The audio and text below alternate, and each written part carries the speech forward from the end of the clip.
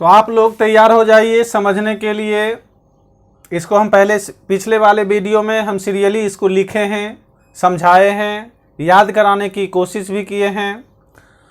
तो इसको एक समरी में हम आपको बताना चाहते हैं कि 21 नंबर में Hg था और Hg और Ag ये I2 और Br2 के बीच में दो एलिमेंट था।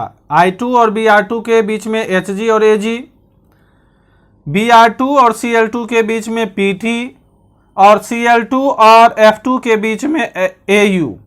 तो चार हेलोजन ग्रुप में एलिमेंट मुख्यतः हैं, जिसमें I2, Br2, Cl2 और F2 चारों यहाँ दिख रहा है आपको।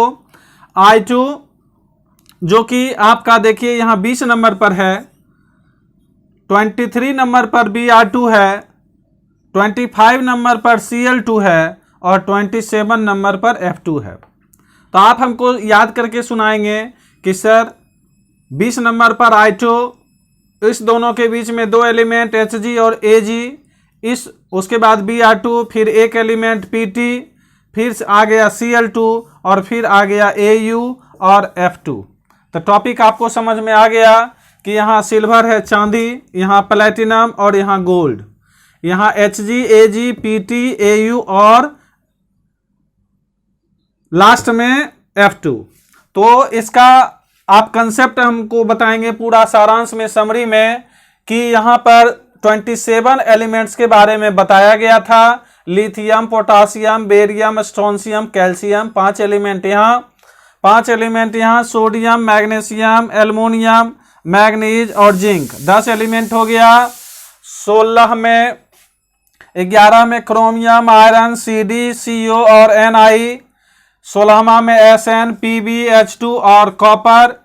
फिर 20वां में I2 और यहाँ से 21 से लेकर 27 तक में आया I2, Hg, Ag, Br2, Pt, Cl2, Au और F2। अब इसमें क्या क्या ध्यान रखना है, ये तो इतने एलिमेंट का नाम हुआ याद।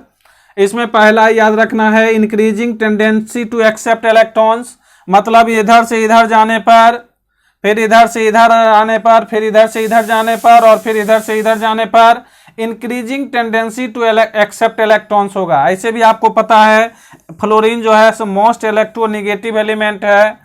पहले फ्लोरीन लेना चाहेगा, उससे पहले क्लोरीन नहीं लेना चाहेगा, और उससे पहले ब्रोमीन नहीं लेना चाहेगा, और उससे पहले आयोडीन नहीं लेना चाहेगा।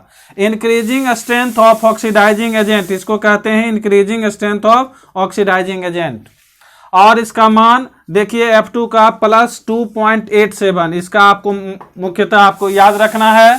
तो Ag का भी मोस्टली पूछा जाता है और F2 का भी मोस्टली पूछा जाता है।